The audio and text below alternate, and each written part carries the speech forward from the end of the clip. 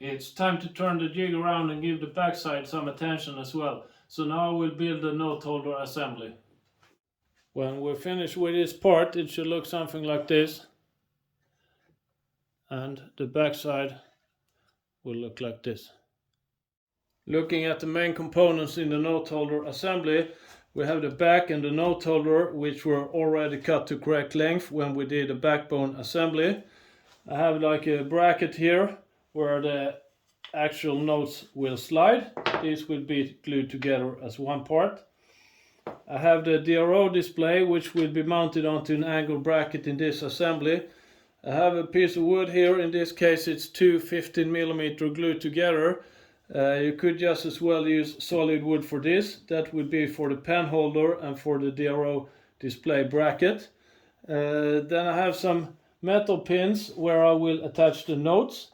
And I have a plumbing gasket that fits different hose diameters. This one fits 32 to 40 millimeters and the outside diameter is 50. This should be easy to source in your local hardware store.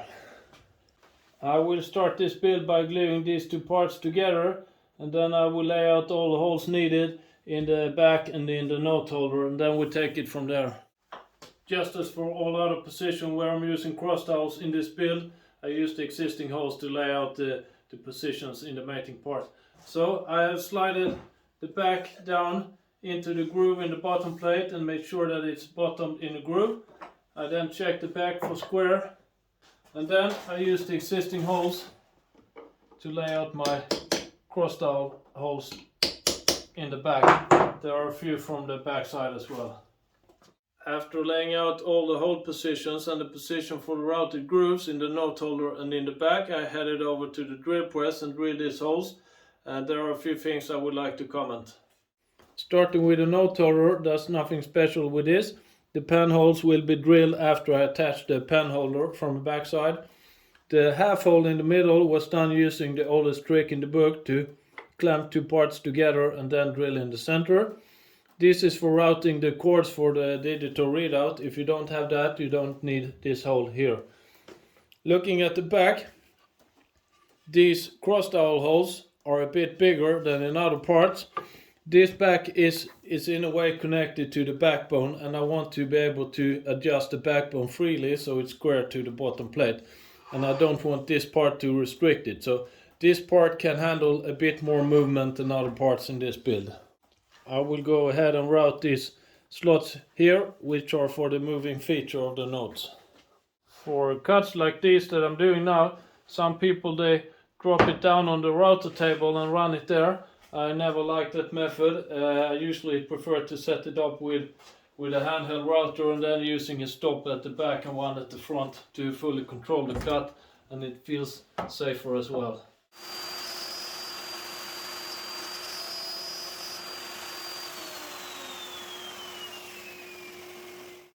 The grooves are routed in both the Noteshelf and in the back. I also cleaned up the part slightly and removed some layout lines. And I routed a small round on this hole here, and that is to avoid sharp edges against the cord for the digital readout. I also cut the pen holder to size, and for the note slider bracket I removed all sharp edges on the sliding interfaces. On the back side of the Noteshelf I had laid out the position for the pen holder as well as the note slider bracket, so I will go ahead and clamp these to my workbench and then drive the screws from the other side.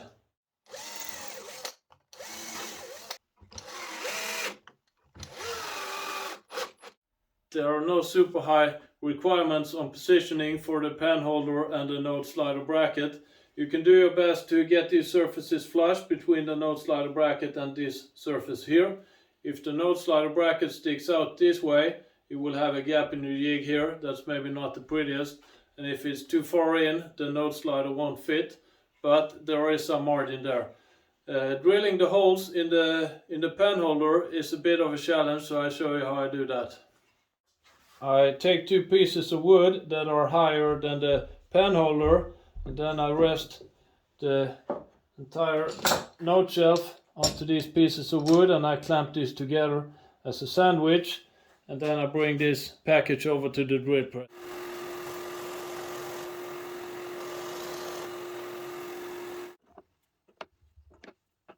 Next up is this shelf here for the digital readout display. I will mount this display using magnets that corresponds to the magnet positions on the back side of this display. This dimension here could vary between different brands, so you have to measure this yourself. Slight change of plans. This DRO display that I purchased for this project, it's not friend at all with my magnets. If I compare with my own DRO display from my jig, it snaps into position perfectly. So instead of screwing these magnets as I planned to, I would turn them upside down and attach them with epoxy glue instead. So the magnets turned upside down and glued in position. You see they protrude slightly, and that is according to plan, since the corresponding magnet in the display is recessed in the plastic. So testing. I clamped the display shelf in position and planned to screw it from the back side, but I ended up very tight in this corner here. So I recommend that you mount the display shelf before the pen holder. I will just remove the pen holder temporarily and put these screws in and then put the pen holder back. Next step, I clamp the Noteshelf to the back and I make sure to line the outer surfaces. You could do your best to line the back surfaces as well. And if you have a domino machine, you could put 2 or 3 dominoes between these parts.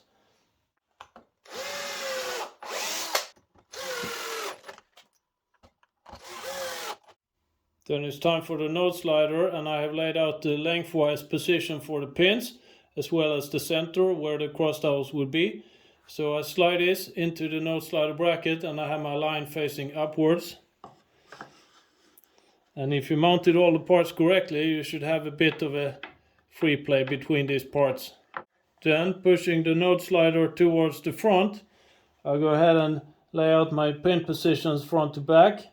And I'm using the existing grooves for this.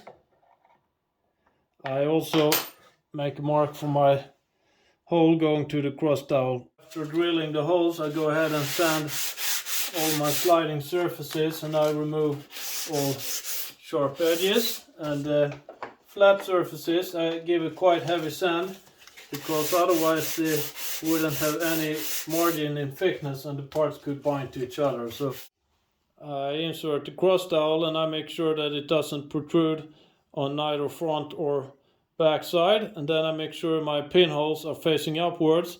And I slide this into the Noteslider bracket and I make sure that it moves freely left to right.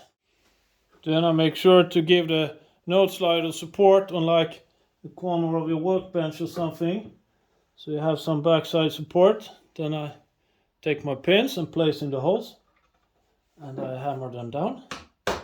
If you don't have these fancy pins, you could just as well use a cut-off screw or whatever. With a knob in place, you could try the magic and move this left to right and lock it in different position.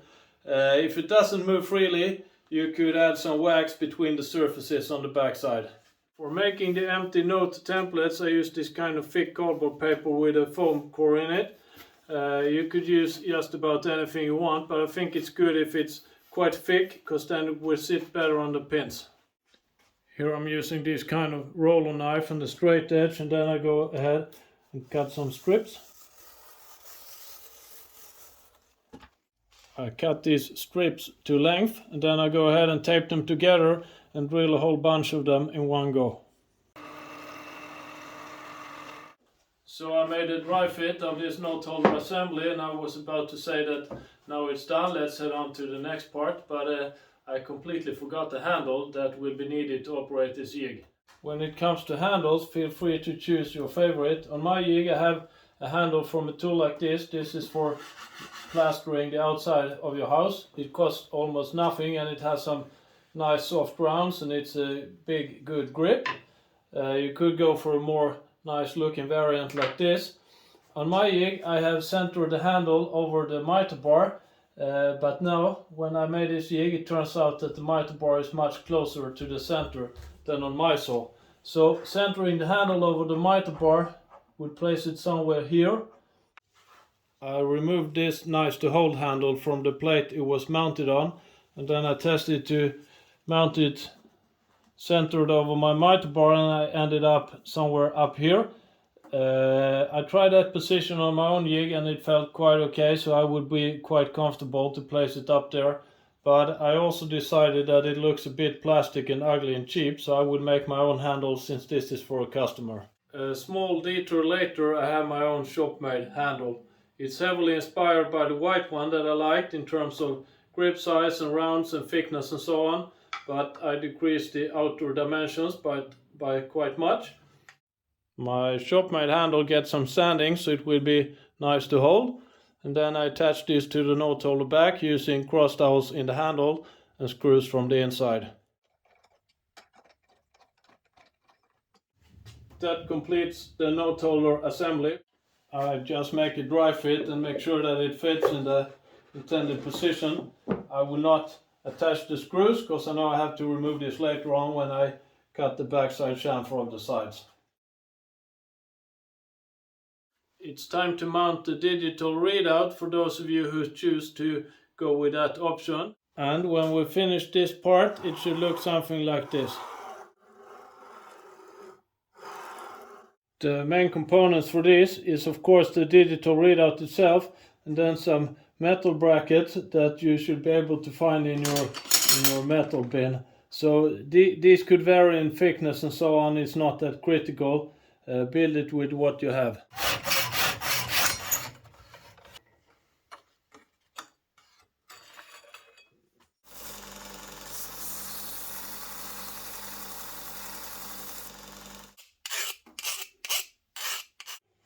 For laying out the holes in the angle bracket, you will need to measure on your own digital readout. So I measure the distance between the outer holes, and that is about 40 millimeters.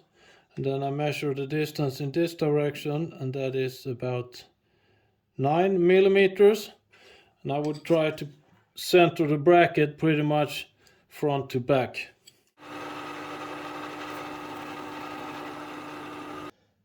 Then I attach the angle bracket to the digital readout. There is a very small span here on the screw length. If you use too long screws, they will hit this measuring bar and that won't move. When you put the screws between the angle bracket and the DRO, you can make a dry fit and make sure that this measuring bar travels parallel to this backbone wall here. If it's not parallel, just loosen the screws and adjust it. Then it's time to make the holes in the backbone wall for this angle bracket. At the moment this is resting on the screws, and that I want to avoid. I want to have some trim margin up and down here. So I put spacers under this DRO measuring bar. In this case it's 11 millimeter drill bits. And then I center my angle bracket over the display and I make 2 marks. With the holes drilled in the backbone wall, I again put the spacers here and then I screw the angle bracket to the backbone wall. On the other side, one of these brackets that's included in the DRO package will be screwed onto this flat bracket here, and that flat bracket will be screwed onto one of the sliding bearings, and there will be a spacer in between these two. I use this DRO bracket as a template for laying out the holes that I drilled for it in my flat bracket. After drilling the holes, I tap them in the drill press, starting in the shock and then switching to manual. I attach my DRO bracket to my flat bracket using the screws that was originally on the DRO.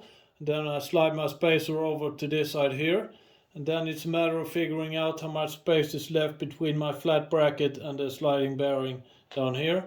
I will aim for a spacer thickness close to that, and then I can fine-tune the height of the DRO package by moving my angle bracket on the other side. Since we have the option to move the angle bracket, this measurement is not as critical as the one we had for the ball nut spacer, but I can do my best anyway to get close. It's about 11 millimeters. So an 11 millimeter spacer. Let me turn back to my metal scrap bin and see what I can find. Here you could of course cheat a bit and use washers or whatever to achieve a close to correct dimension. If you can't find a metal spacer with a correct thickness, I would say that wood or plastic will work just as well here.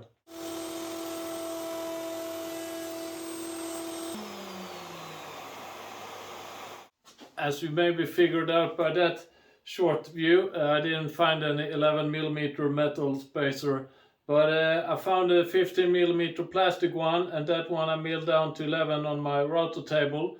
This is absolutely not necessary. You could just as well use washers, as I mentioned before.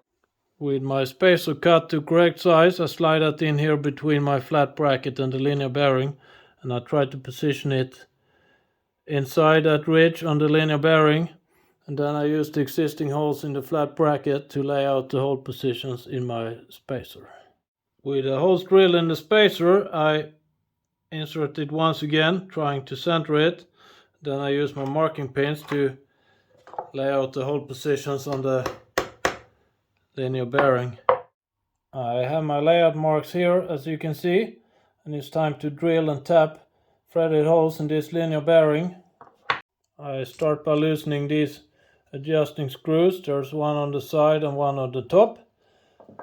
If you have those tightened, the linear bearing is hard to get out of the housing. Then I take a snap ring plier and taking one of these snap rings off. And after that, it should be possible to just push out the bearing out of the housing. Back to the drill press for drilling and tapping. Pay attention when you clamp this bearing housing. Since it has this ridge on the side, you have to put something underneath, otherwise it won't be at the right angle. After you drilled and tapped these holes, you need to remove the burr from the inside of the holes, otherwise that will affect the fit of the bearings. So I use a scalpel for this. After putting the bearing back in place, as well as the snap rings on both sides, it's time to connect this to the DRO and see if the system works. So I insert the screws and tighten those.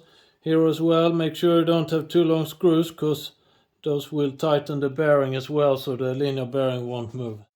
With everything in place, it's time to remove the temporary spacers and put the cord down through the hole.